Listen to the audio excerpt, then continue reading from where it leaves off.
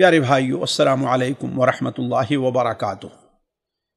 حج بیت اللہ بہت ہی اہم فریضہ ہے، دین اسلام کا ایک اہم رکن ہے، درجات کی بلندی کا ایک اہم سبب اور گناہوں کی معافی کا بہت اہم ذریعہ ہے۔ ایک ایسا عمل حج ہے کہ بہت سے امور کے بارے میں دنیا کی ہماری کوئی عبادت سوائے شہادتین کے علاوہ، اقرار کے علاوہ کوئی دوسری عبادت اس کا مقابلہ نہیں کر سکتی۔ یہی کیا کم ہے ایک مومن کے لیے کہ جب مومن حج کرنے جاتا ہے تو اللہ تبارک و تعالیٰ کا مہمان ہوا کرتا ہے، گویا اللہ تبارک و تعالیٰ کے گھر جا رہا ہے۔ وہ حجر اسود کو چومنا چاہے گا، ہاتھ لگانا چاہے گا تو اس کا یہ تصور ہوگا کہ اللہ تبارک و تعالی سے مصافحہ کر رہا ہے۔ اگر وہ خانے کعبہ کے ارد گرد چکر لگائے گا تو یہ سوچے گا کہ ہمارا رب یہاں پر موجود ہے جس کے ارد ہم چکر لگا رہے ہیں۔ لبیک جب کہے گا تو لبیک اے اللہ میں حاضر ہوں، گویا اللہ کی طرف دوڑ کر کے جا رہا ہے۔ تو آخر حج کا خواہش ہمارے اندر کیوں نہ پیدا ہو؟ اسی لیے دیکھیں کہ شاید ہی کوئی دنیا میں مسلمان ہو جو حج کی تمنا نہ رکھتا ہو، الا کہ اس کا ایمان نہایت ہی مردہ اور اصلاح کا حاجت مند ہے، ورنہ ہر مسلمان اللہ تعالیٰ کے گھر تک پہنچنے اور اس گھر کا دیدار کرنے کی خواہش اور تمنا رکھتا ہے۔ لیکن بسا اوقات ایسے حالات آ جاتے ہیں، کبھی مادی ہوتے ہیں، کبھی سیاسی ہوتے ہیں، کبھی معاشرتی ہوتے ہیں، کبھی بلا اور مصائب اور بیماریوں کی شکل میں ہوتے ہیں کہ انسان لا خواہش کے باوجود بھی وہاں تک نہیں پہنچ پاتا۔ سوال یہ ہے کہ ایسے موقع پر کیا کیا جائے؟ اللہ تبارک و تعالی نے مومن کے اس جذبے کی قدر کی ہے اور اس کا اجر حاصل کرنے کا ذریعہ بھی اللہ تعالیٰ بنایا ہے، جسے ہم اور آپ بڑی آسانی سے حاصل کر سکتے ہیں۔ مثال کے طور پر صحیح بخاری اور مسلم میں حضرت ابو ہریرہ رضی اللہ عنہ کی روایت ہے کہ اللہ کے رسول صلی اللہ علیہ وسلم خدمت میں، آپ صلی اللہ علیہ وسلم کی خدمت میں فقراء مہاجرین حاضر ہوتے ہیں اور کہتے ہیں اے اللہ کے رسول صلی اللہ علیہ وسلم، ہمارے مالدار بھائی تو ہم سے بہت آگے بڑھ گئے۔ اب وہ کیسے؟ کہا کہ اللہ نے انہیں مال دیا ہے، وہ حج اور عمرہ کرتے ہیں اور ہم حج عمرہ نہیں کر پاتے۔ پہلی چیز بیان کی، ہم نماز پڑھتے ہیں وہ بھی نماز پڑھتے ہیں، ہم روزہ رکھتے ہیں وہ بھی روزہ رکھتے ہیں، لیکن وہ حج اور عمرہ کرتے ہیں، ہم حج اور عمرہ نہیں کر پاتے۔ وہ صدقہ خیرات کرتے ہیں، ہم نہیں کر پاتے۔ آپ صلی اللہ علیہ وسلم بیان فرمایا، کیا میں تمہیں وہ عمل نہ بتلا دوں کہ اس عمل کو تم انجام دے لو، اس پر عمل پیرا ہو جاؤ تو ان تمام لوگوں سے بھی آگے بڑھ جاؤ گے، اللہ کہ وہ بھی ایسے عمل کرنے لگے۔ وہ عمل کیا ہے؟ آپ صلی اللہ علیہ وسلم بیان فرمایا کہ سبحان اللہ ہر نماز، فرض نماز کے بعد 33 بار، الحمدللہ 33 بار اور اللہ اکبر 34 بار۔ جب یہ تم عمل کرو گے تو اللہ تبارک و تعالیٰ تمہیں اس اجر سے نواز دے گا۔ دوسری چیز، انسان ہمیں کا ہر دم شریعت کے بارے میں معلومات حاصل کرنے کا محتاج ہے۔ عالم سے عالم ہی کیوں نہ بن جائے، وہ محتاج ہے علم کا اللہ تک پہنچنے کے لیے۔ بلکہ جتنا عالم انسان، جتنا بڑا عالم بنتا جاتا ہے، وہ یہ سمجھتا ہے کہ میرا علم تو کچھ بھی نہیں، اتنے ہی بڑا اپنے کو جاہل سمجھتا ہے۔ یہ علم جو اللہ تک بندے کو پہنچائے، اس علم کا حاصل کرنا اور اس کی نیت کرنا بندے کو حج کا ثواب دیتا ہے۔ جیسا کہ امام طبرانی رحمہ اللہ کی معجم کبیر میں، امام حاکم کی مستدرک حاکم میں حضرت ابو امامہ رضی اللہ تعالیٰ عنہ سے مروی ہے کہ آپ صلی اللہ علیہ وسلم نے ارشاد فرمایا، جو شخص مسجد صرف اس لیے جاتا ہے کہ بھلی بات سیکھے یا بھلی بات سکھائے تو اسے اللہ تعالیٰ ایک کامل حج کا ثواب دیتا ہے۔ اسی طریقے سے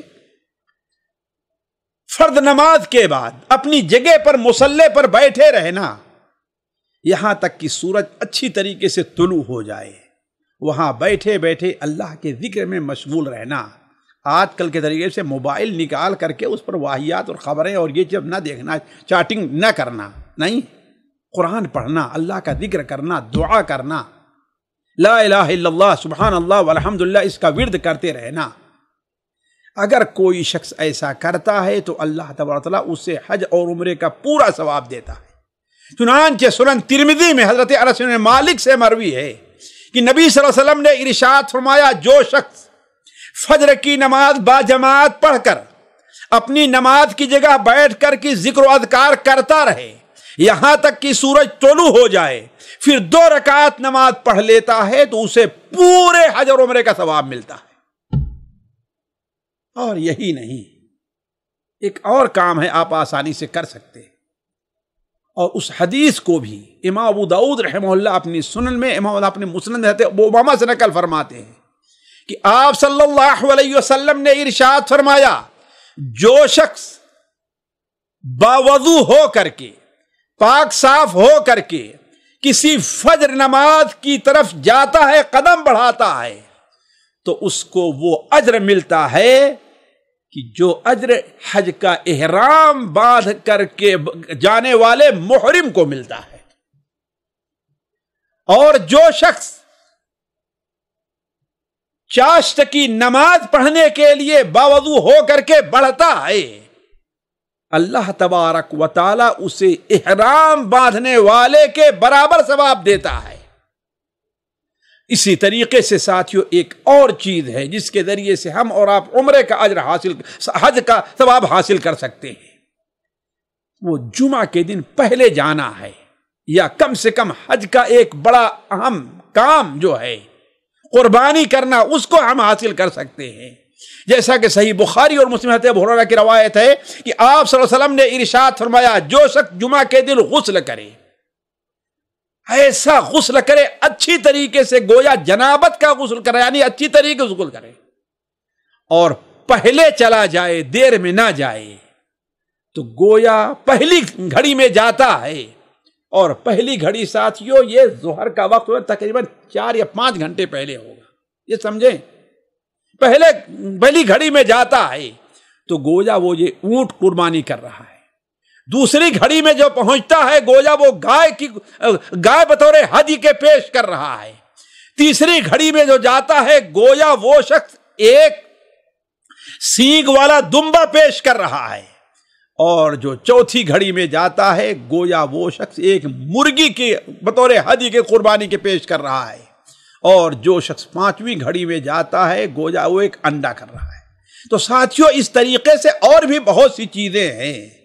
مثال کے طور پر اگر کوئی مکے میں، مدینہ منورہ میں مقیم ہے، جیسا کہ ہمارے بہت سے بھائی کو انہیں سعادت ملی ہوئی ہے، اگر وہ لوگ ہفتے کے دن یا ہفتے میں ایک دن اپنے گھر سے باوضو ہو کر کے اور خاص طور پر پیدل چل کر کے قباء مسجد میں جائیں اور اس میں 2 رکعات نماز پڑھ لیتے ہیں تو اللہ تبارک و تعالی انہیں عمرے کا ثواب عطا فرماتا ہے۔